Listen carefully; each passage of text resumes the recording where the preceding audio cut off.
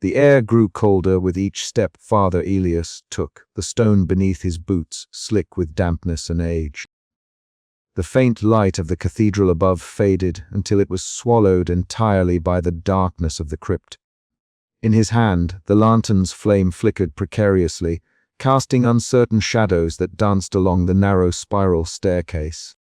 The scent of earth and decay clung to the air, mingling with the faint trace of burning wax that seemed to pulse from the depths below. As he reached the bottom, the heavy silence of the crypt enveloped him, broken only by the distant drip of water echoing through the vaulted chambers. The walls were lined with ancient carvings, faded frescoes of saints and sinners alike, their faces worn and hollowed by centuries of neglect. In the center of the chamber, resting atop a stone pedestal, was the source of the eternal flame, the cursed candle that had refused to die for centuries. Its eerie glow was unlike any ordinary fire. It flickered with unnatural blue and red hues, twisting and contorting into shapes that resembled anguish faces frozen in silent screams. Elias swallowed hard, feeling a tremor of unease ripple through his body. His fingers tightened around the lantern's handle, knuckles whitening. He had come here to end this nightmare, to snuff out the cursed flame and bring peace to the Forsaken Cathedral.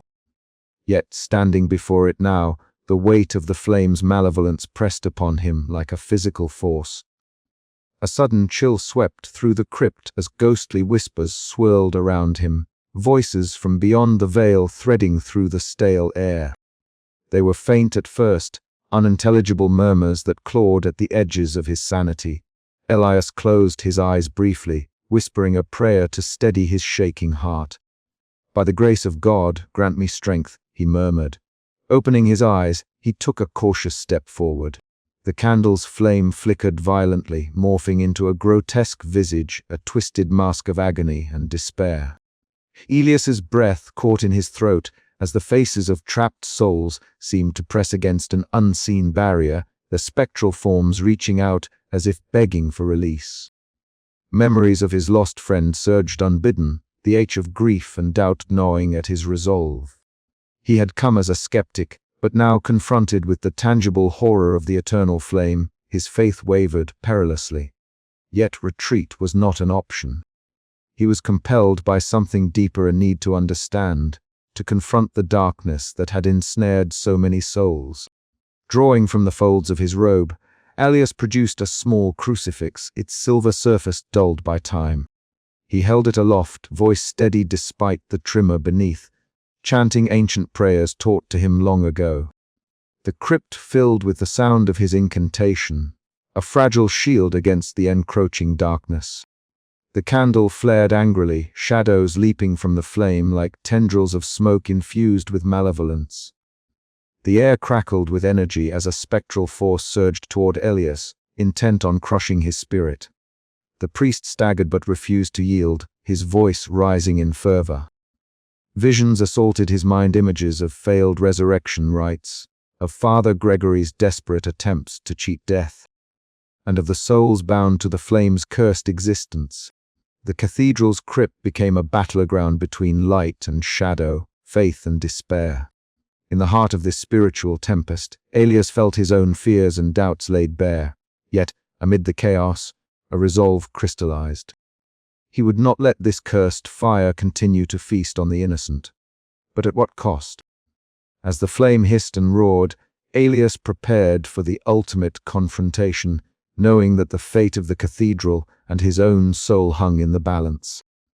The silence that followed was deafening, broken only by the faint crackle of the dying flame. Elias's breath came in ragged gasps as he lowered the crucifix, sweat mingling with tears on his weary face. The ancient evil was not yet vanquished, but the battle had been joined. Somewhere deep within the shadows, the eternal flame pulsed still, waiting. The air in the crypt was thick, heavy with the weight of centuries, as Father Elias bent over the faded parchment sprawled across the cold stone altar.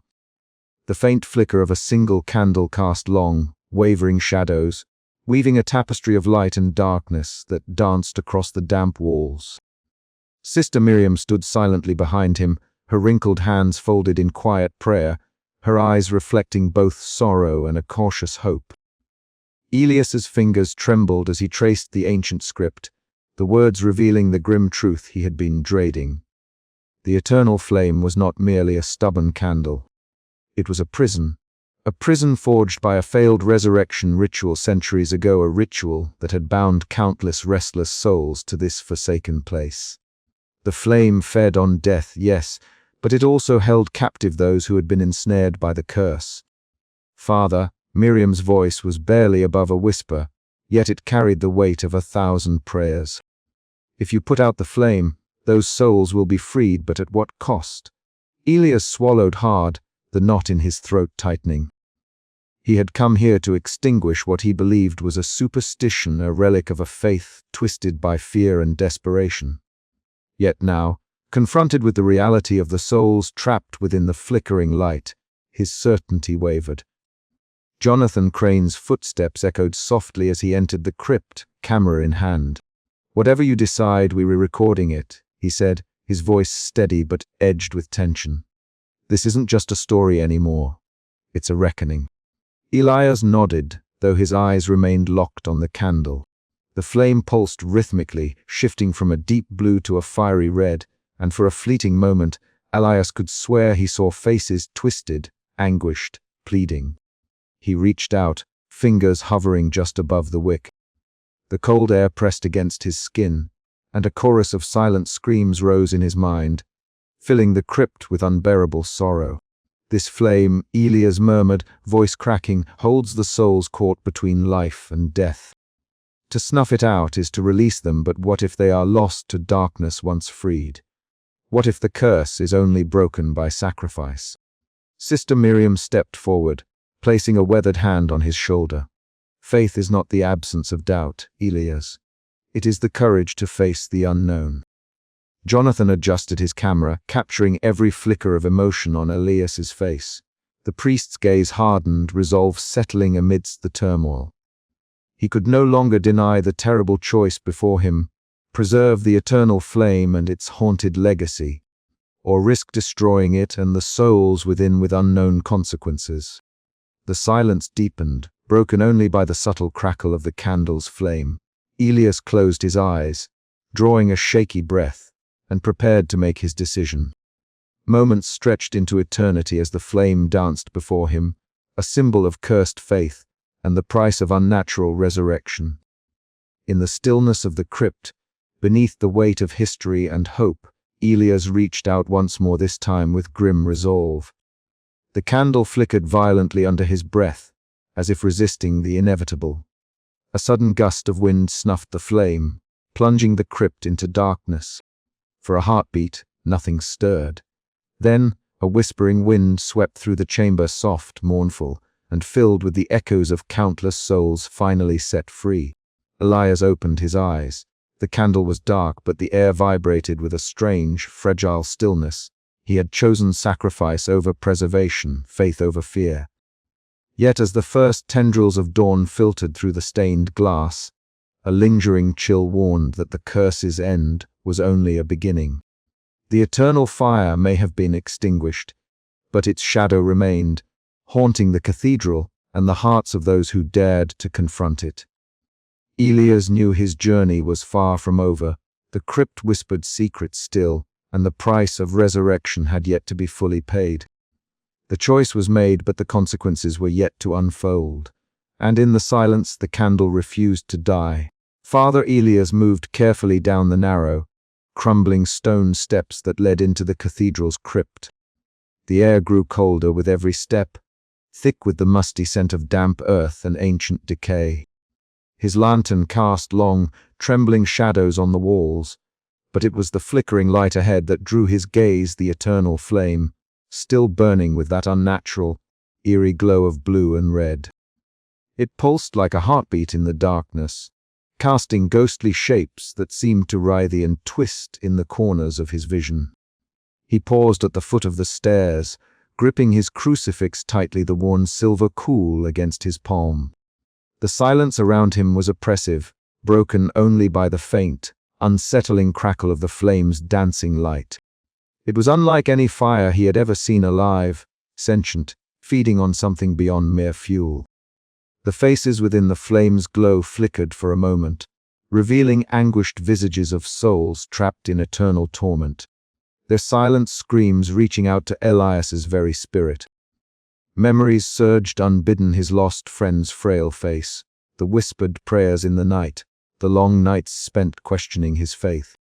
The flame seemed to feed on his doubt, growing brighter, more threatening.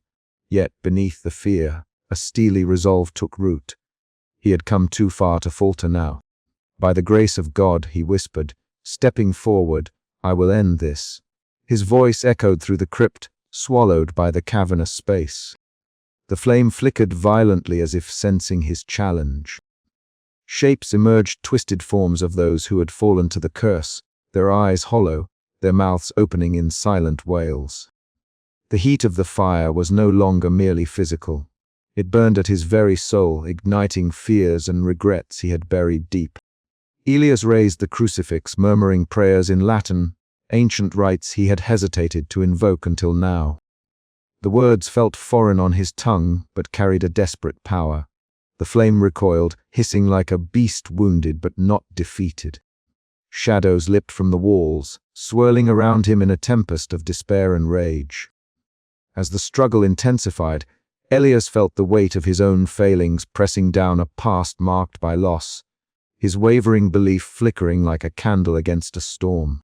The flame whispered promises of resurrection, of defying death itself, but at a terrible cost. Summoning all his faith and will, Elias stepped closer, pressing the crucifix toward the heart of the flame. The crypt shook with a sound like thunder, the cursed fire flaring in a blinding explosion of light and shadow. Then, silence. When his eyes adjusted, the flame was gone. In its place lay a faint glow beneath the ashes, smoldering embers that seemed to pulse faintly, like a heartbeat not quite stilled. Elias sank to his knees, breathless, his soul forever marked by the battle he had endured. The cathedral above was still, but the weight of the eternal curse lingered, a whisper in the dark corners of the ruined sanctuary. Elias knew the fight was not truly over. The flame might be extinguished, but its shadow endured. Rising slowly, he took one last look at the crypt's depths. "Let this be the end," he murmured, though a part of him feared it never would be. His journey of faith, doubt, and torment had reached a turning point, one that would haunt him for the rest of his days. Outside, dawn broke pale and cold over the cathedral. The eternal flame had been challenged, its fate decided in the crucible of darkness. But somewhere deep within the stones, a quiet pulse remained. The candle that refused to die flickered still, a silent testament to cursed faith and the price of resurrection.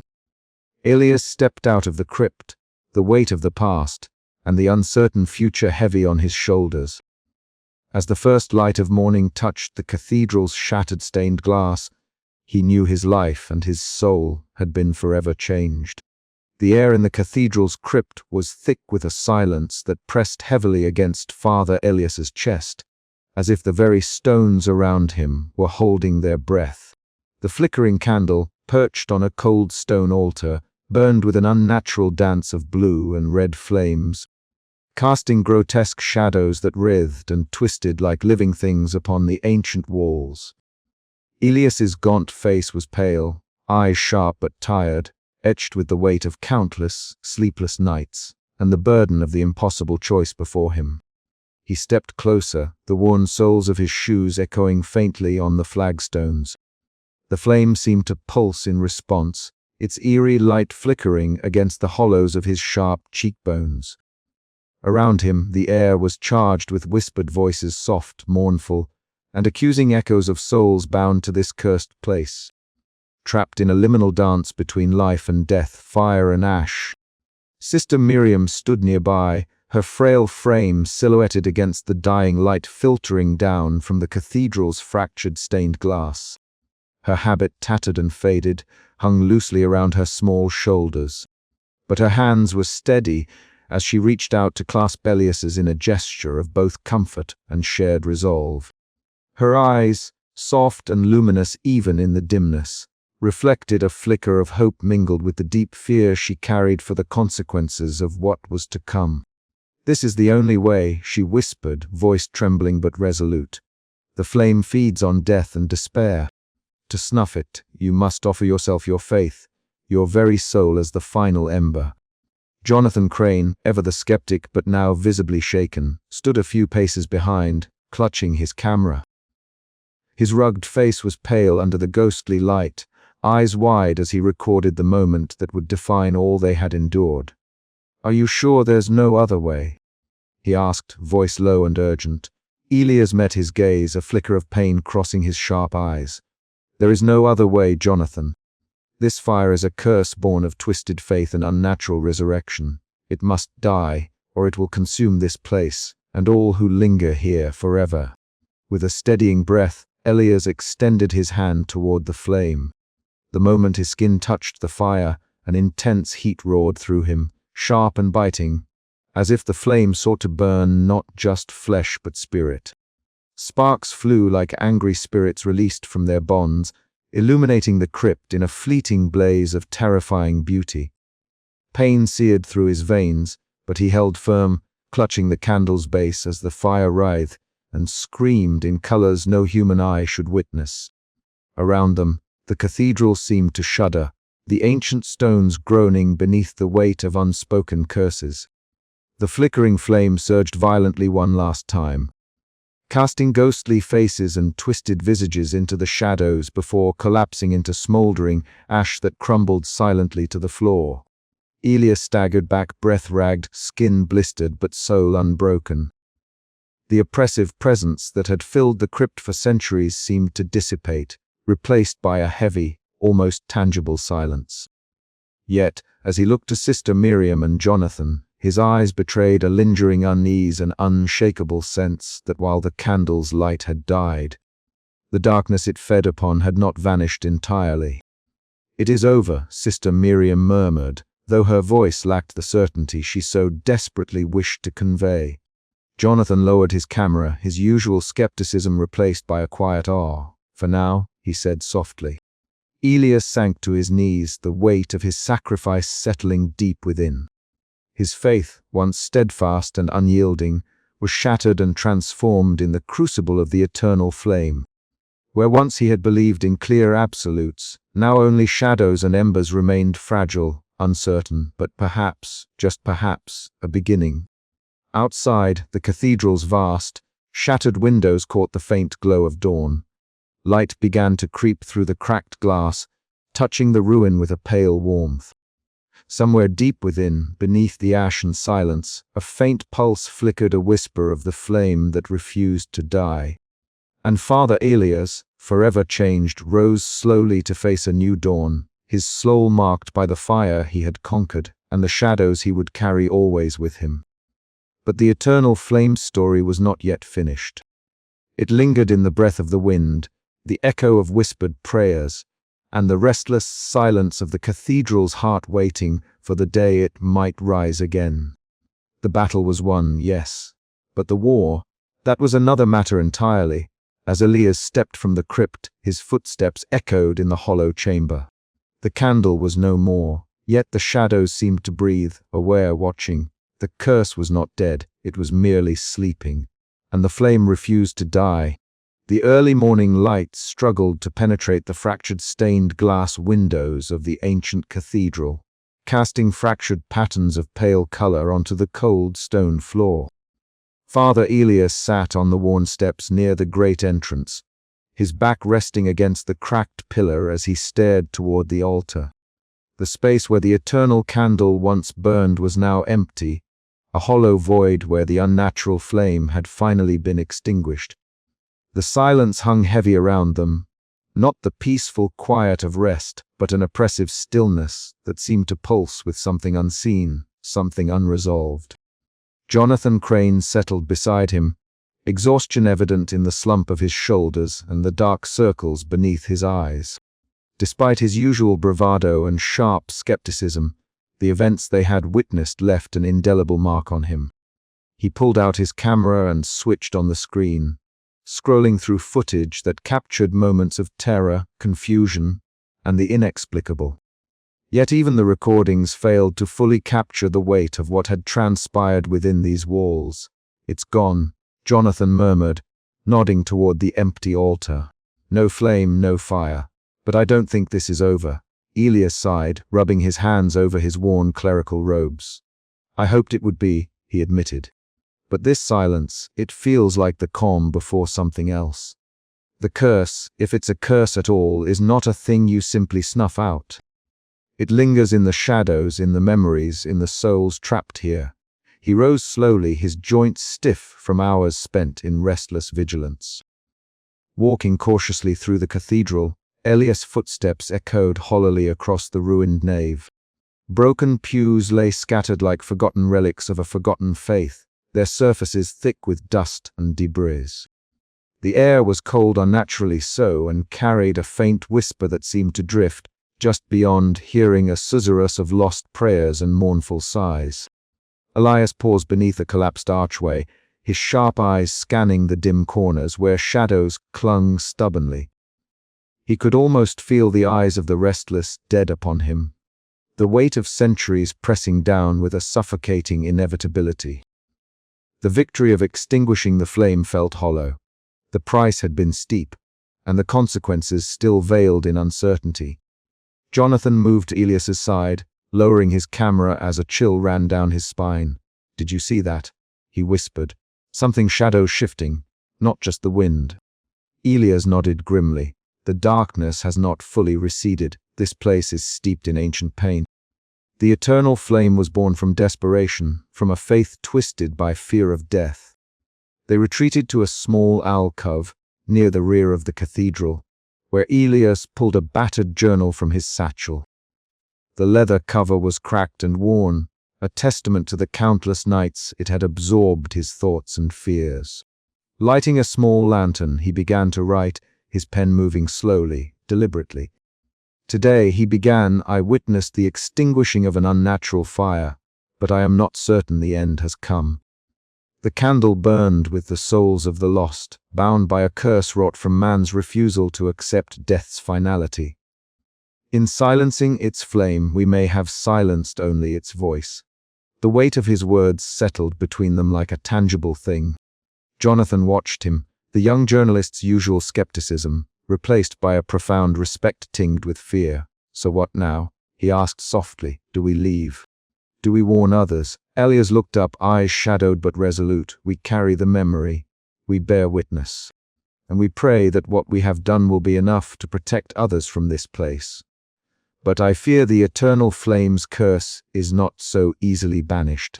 Outside, the wind stirred the broken branches of the surrounding trees, their skeletal forms silhouetted against the pale dawn.